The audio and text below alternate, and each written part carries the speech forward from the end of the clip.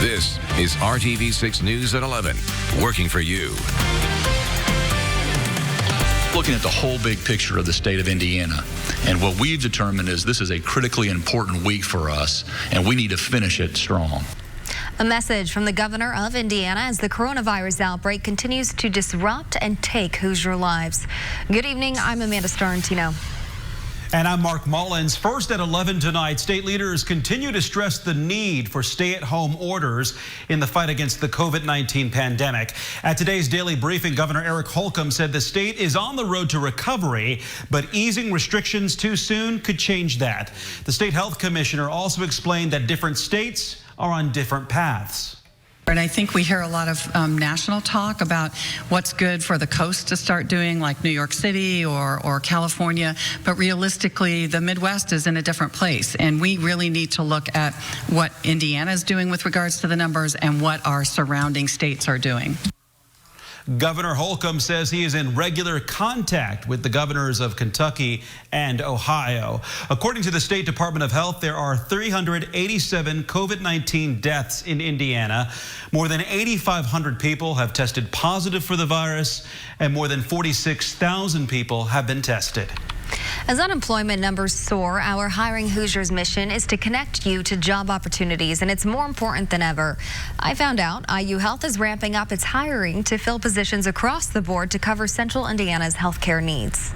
Amelia Roberts started her new job as a revenue cycle services quality expert at IU Health in the middle of March, right when the state of Indiana was ordered to stay at home. My new onboarding was virtual, and the engagement was really strong despite it being virtual. The new hire had to quickly adapt to the ever-changing needs in this pandemic. 101 crash course on how to do this command center and kind of put my normal duties on the side for now to jump in and to learn all that I needed to know technology-wise so that I could start in the command center right away. With our hospitals in high gear to combat COVID-19, Tanya Hahn with IU Health's Talent Acquisition is looking to hire people across the board, from nurses and respiratory therapists to patient transporters and lab techs. We also have a need for a lot of roles that don't require any previous experience and would probably have been displaced from their former jobs, and those would include things like patient care assistants, housekeepers, food service ambassadors, registration specialists, and a whole host of other jobs. With plenty of Hoosiers in need of a job and IU Health in need of a strong staff amid the pandemic, new employees can get right to work. We're doing a lot of things to try to expedite the hiring process right now, because we realize a lot of people want to start as quickly as they can. Plus, outside of a job with IU Health, you can pursue pathways to a long-term career. That there are a lot of roles that you can step into that don't require any previous experience. And then once you're working in the system, there's some opportunities to take advantage of tuition reimbursement and other programs so that you could pursue educational degrees or certification programs that would be a pathway into roles that do require that kind of clinical experience. And IU Health is looking for people who want to serve others and make an impact on our community and patients at the hospital. To check out all the jobs available with IU Health, we linked their career site to this story on the RTV6 app and at hiringhoosiers.com. Like, literally, it gives me goosebumps thinking about it. Like, you don't run into people, especially business owners, that genuinely care about their employees. A popular downtown restaurant is coming through for its employees after losing business during this pandemic. The owners of Downtown Ollie's applied for and received a loan through the Federal Paycheck Protection Program. Now they're able to pay their employees for the next several weeks. RTV6's Cornelius Hawker learned more about the program and how thankful those workers are. You guys definitely have a forever employee. That's how Bonnie Matula, a bartender, feels after the owners of Downtown Ollie's did this for her and her coworkers. They just went out and got a business phone to make sure all of us are still able to live, because a lot of our unemployments haven't went through. Bonnie posted this to Facebook, giving the owners major props for everything they've done for their employees during this pandemic. David and Peggy Brandon are the owners. They tried doing carry out, But the very reason people come to Ollie's is why that didn't work out. Really enjoy the interaction of being in Ollie's, seeing their friends, having that camaraderie among each other and among the staff, and really didn't feel like it was the same. They had to close their doors, but wanted to do everything they could for their staff. So when the Paycheck Protection Program was announced, the Brandons applied on the very first day. It actually took exactly 1 week. We applied on Friday, and by the following Friday, it was in our bank. This money will help pay all their employees over the next 10 weeks as they figure out the unemployment check situation. David has this advice for other small businesses hoping to take part in the program. Make sure that you have all of your paperwork prepared ahead of time. Make sure that the information that you're giving to the bank is as accurate as possible, so that when they get it, they can quickly review the documents and forward it on to the SBA, the Small Business Administration, which ultimately has to approve your loan. Back to Bonnie. She says the whole Ollie's crew is like one big family, something which clearly starts at the top with their owners trying to help them get through this tough time. Yeah, just shows good faith in people, like good people still exist. Working for you, Cornelius Hawker, RTV6. Well, downtown Ollie's has been a well-known indie establishment for decades, but reopened in 2018 under new ownership. Now it plans to reopen again, so to speak, once it is safe to do so. Small businesses that get loans through the Paycheck Protection Program won't have to pay the money back if they keep all their employees on the payroll for 8 weeks, and the money is used for rent, utilities, and other necessary expenses. You have to apply by June 30th to take part in the program. We have posted the link to apply in this story on the RTV6 app. Some small businesses are having trouble with the loan process. Owners have reached out to RTV6 saying some banks are not even processing their SBA loans. Working for you, we took those concerns to Indiana Senator Todd Young. Our banks and credit unions were understandably apprehensive early on to participate fully in this program because there wasn't complete guidance offered by the Small Business Administration because of the very rapid rollout. But that guidance has been clarified. Senator Young also tells RTV6 he had a conference call with the Indiana Bankers Association and leaders of all the major banks across the state. He says they are all on board now and small businesses should start to see their checks soon. RTV6's media partners at Radio 1 are also connecting people to job opportunities and unemployment resources. Today, Radio 1 hosted a town hall sharing information from the Department of Workforce Development and local companies that are hiring right now. Operations Manager Karen Vaughn says local radio is not just about entertainment, it's about serving the community. Connecting with listeners every day is the way that we serve, and we give them feedback and also receive feedback from them of what's going on in the city, what's going on with their lives day to day. And now the pandemic has basically elevated that and expanded that to the point where everybody is in need of some type of help. Vaughn says the ultimate goal is to get resources into the hands of people that need it most. Radio 1 has hosted multiple town halls since the start of the pandemic and plans to hold more as the crisis continues. The state's Department of Child Services is getting ready for a surge of COVID-19 cases as more parents get sick from the virus. DCS expects that some children will be left with no one to take care of them. Dave Hancock has been an Indiana foster parent for 6 years. He and his wife have 2 boys. They're just one of thousands of foster families contacted by the Department of Child Services to find out if they could take a child who has been in contact with COVID-19 or who is COVID-19 positive. Dave had to say no because his wife has asthma and one of their foster sons has a heart condition.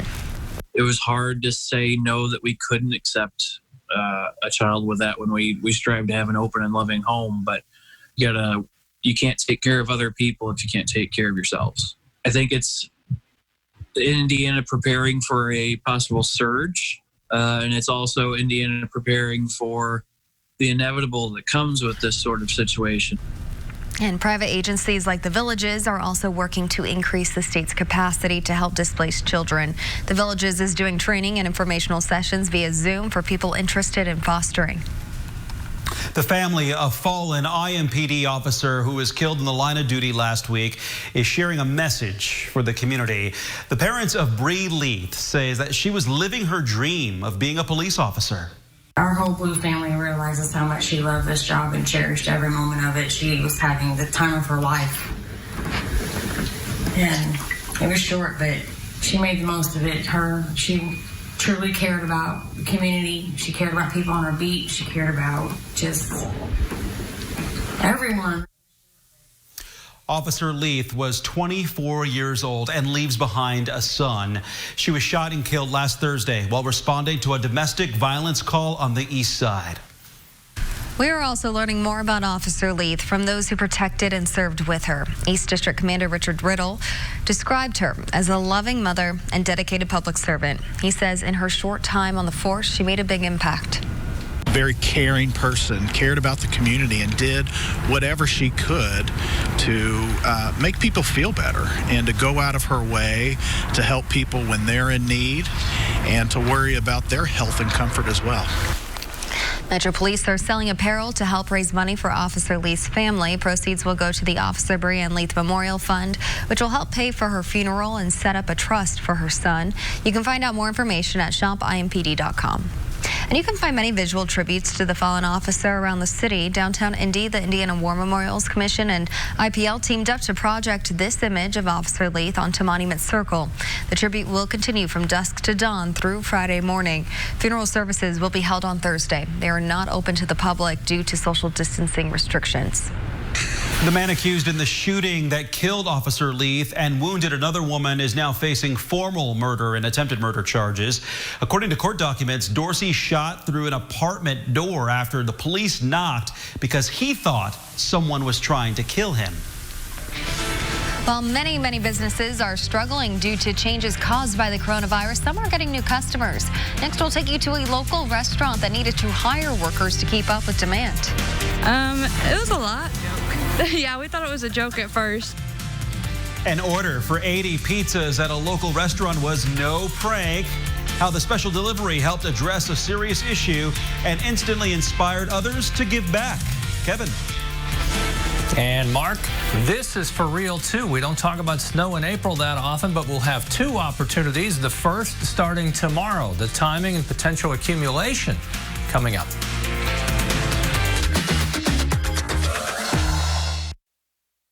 This is RTV6 News at 11, working for you. RTV6 is focusing on businesses that are open and ready to serve the community through our We're Open Indy series. Tonight, RTV6's reporter Cameron Riddle takes you to a popular restaurant on the west side that has been seeing a wave of new business.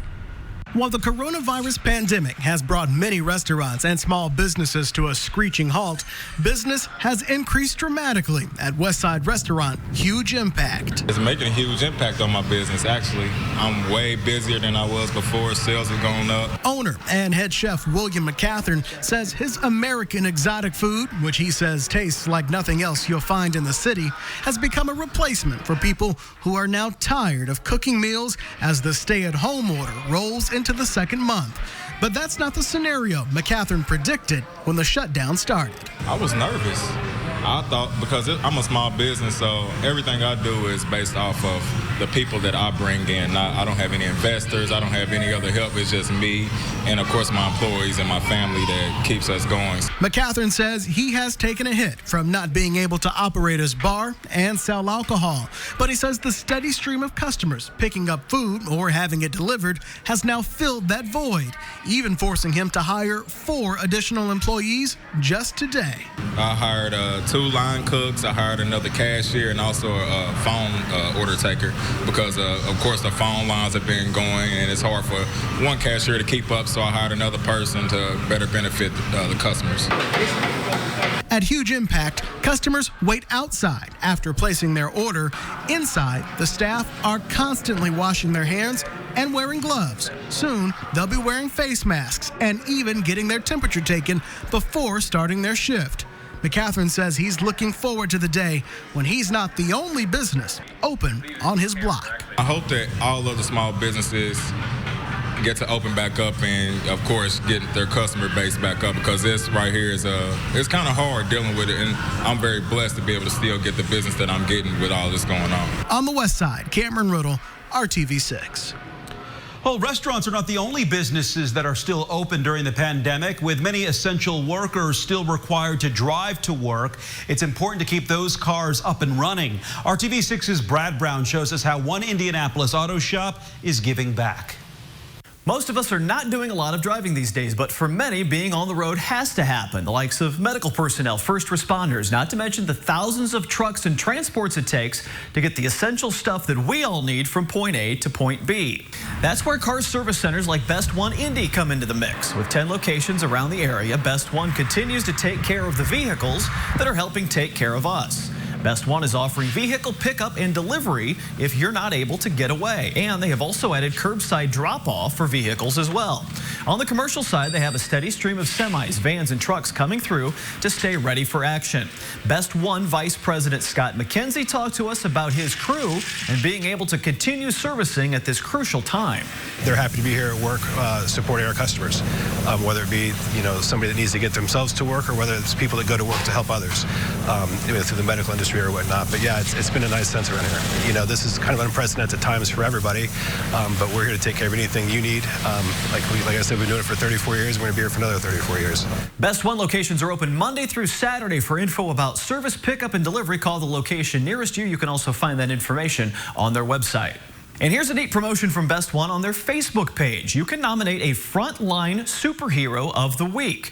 Think medical personnel, first responders, anyone who's out there working hard for us. A weekly winner is chosen. They'll get free oil changes from Best One for a year. They're also running special deals on tires and service for those working on the front lines.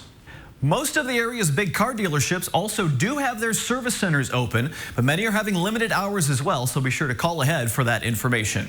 Working for you, Brad Brown, RTV6. Well, RTV6 and the Indy Chamber of Commerce have joined forces to protect Indiana businesses. You can find more about the Chamber's Buy Indy effort and profiles on businesses that are open by going to the indychannel.com/open. Now to the forecast. Storm Team 6 Chief Meteorologist Kevin Gregory joins us now. Hey, Kev. It's been a little chilly. Did I fool you, Amanda? I'm trying to stand perfectly still to make you think that I'm frozen. I would believe it without felt. It's hard for me to stand still, and it's hard for me not to talk.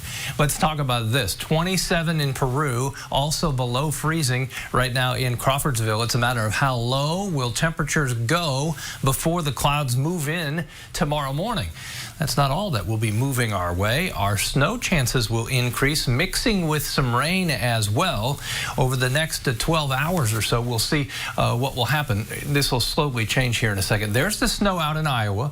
It will move to the east and increase our chances of snow in the mid-morning, may mix with some rain. As far as accumulating snow, an inch or less mainly on the grass. Lafayette, Crawfordsville, you see, but then as you get up toward Logansport, Peru, maybe a little more in the way of snow on the mulch and grass. But the temperatures will have this melting on roadways, and we should see no traffic trouble. And, of course, there's much less traffic right now as a result. And so during the day tomorrow, our temperatures struggle. 7 o'clock in the morning, still dry. By the time we get to 10, you'll see the snow push to the south and east and come into central Indiana. It will eventually mix with some rain. But I think this initial push in the morning hours will be in the form of snow mixing with rain in the early afternoon, and then sliding out of central Indiana. After that, we'll get a little break. We'll have Thursday being dry, and then our chance for snow returning Thursday night into Friday morning. Wind will pick up tomorrow. It will gust again to 30 miles per hour in spots. Temperatures no warmer than the mid-40s for an afternoon high temperature. There's that strong, cold wind to go with some of the snow and rain. As we get to Thursday, temperatures, those will be just as cool in the 40s. There are your high temperatures. And then Thursday night into Friday morning, another chance for accumulating snow. It will come in from the west as we go through Thursday night into the morning hours on Friday. 7-day forecast. Once we get through Friday, then we start thinking about the warmer temperatures for the weekend. This will switch here in 1 second. A little bit of a delay between 16th and Meridian and Hendricks County, where I'm at right now, broadcasting from my basement. Temperatures 44 Friday with some light accumulating snow, but 61 on Sunday, 63 on Tuesday. So if I were frozen now, I'll loosen up when we get back into the 60s. Back to you guys. Weekend looks good. Thank you, Kevin. People around Central Indiana are working together in different ways to help lift up the community. Lisa Daniel is part of Hazelwood Christian Church's Homeless Outreach Ministry in Clayton. She and other church members who would normally cook meals for people experiencing homelessness in Indianapolis, but with the COVID-19 pandemic, she must get creative. Fortunately, donations allowed the ministry to buy 80 pizzas from Pasquale's Pizza and Pasta on the southwest side. The group's generosity inspired the restaurant to donate 3 large cases of bottled water to help the cause. We donate to a lot of the schools. We donated to the hospital. We took them some pizzas. Thank you for all you're doing. Oh, no, thank you. We would hope that everybody would do stuff like that. There's a lot of people out that are helping to help, and we just enjoy seeing people that actually do things for others. People need to know that God loves them, and if we show up every week and we provide just a little meal, they're going to know that God sent it. It's not about us, it's about God, and He sent this to them. Lisa and her group distributed the pizzas and water to various homeless camps in the Indianapolis area. We want to hear more stories of Hoosiers working together. Share the positive efforts going on in your community by emailing us at workingforyou@rtv6.com. We'll be right back.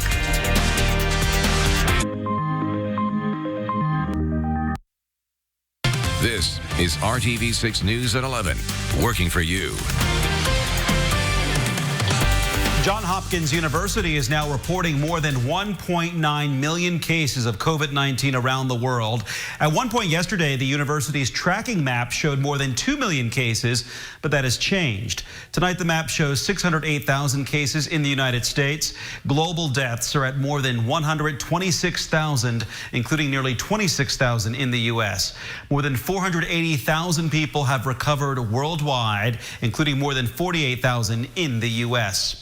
The World Health Organization has not yet commented on President Trump's decision to pull U.S. funding from the agency. He made the announcement during today's White House briefing on the pandemic. Today, I'm instructing my administration to halt funding of the World Health Organization while a review is conducted to assess the World Health Organization's role in severely mismanaging and covering up the spread of the coronavirus. President Trump says the U.S. funds $400 to $500 million to the WHO each year. President Trump is also looking ahead to when it will be possible to reopen the economy. Meanwhile, the National Guard is going inside senior centers to help with testing. ABC's Romina Puga has the latest on the state of the pandemic in other parts of the country. This week, it's becoming clear that nursing homes are the epicenters of this crisis. Our data is showing that we have some very difficult days and weeks ahead, and that's precisely why we're here today and planning for what we call the worst-case scenario. 25% of COVID-19 deaths in New York State were in adult care facilities and nursing homes. 45% of deaths in Massachusetts were in these homes, and a staggering 50% in Philadelphia. As the virus continues to sweep the country, Louisiana reported its deadliest day yet. Every one of these numbers is a person.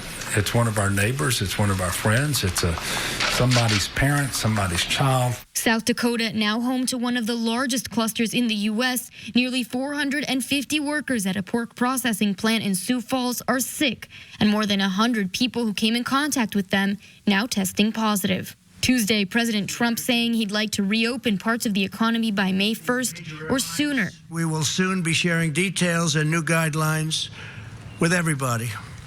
I will be speaking to all 50 governors very shortly. Governors on both coasts already working together to plan an eventual reopening. In California, Governor Newsom envisioning what life might look like when it does. You may be having dinner with a waiter wearing gloves, maybe a face mask, dinner where the menu is disposable. But before that can happen, officials say we need widespread testing. The FDA has now authorized the first test developed by researchers from Rutgers University that can use saliva from patients. It's the first one. Others worrying that opening the country for business too soon could prove dire. Everyone's concerned that we get over the apex of the curve. They're worried about a spike again downstream. If we do something stupid, you will see those numbers go right back up tomorrow. And the FDA now fast-tracking an experimental plasma treatment, allowing patients who have had the virus and recovered to donate the plasma component of their blood, which may have antibodies which fight the virus. In Los Angeles, Romina Puga, ABC News. And we won't stay quiet. I went upstairs and got somebody to come down for you. Got her out of bed. Rory Gregory is not a fan of snow, usually in the winter, let alone in April. So I was explaining to her she may leave little footprints in snow tomorrow afternoon. Rory, I feel you. You're a diva like me. It's April, Kevin. Well, thanks for making RTV6 your choice for news. GMI starts at 4:30. Good night, and good night, Rory.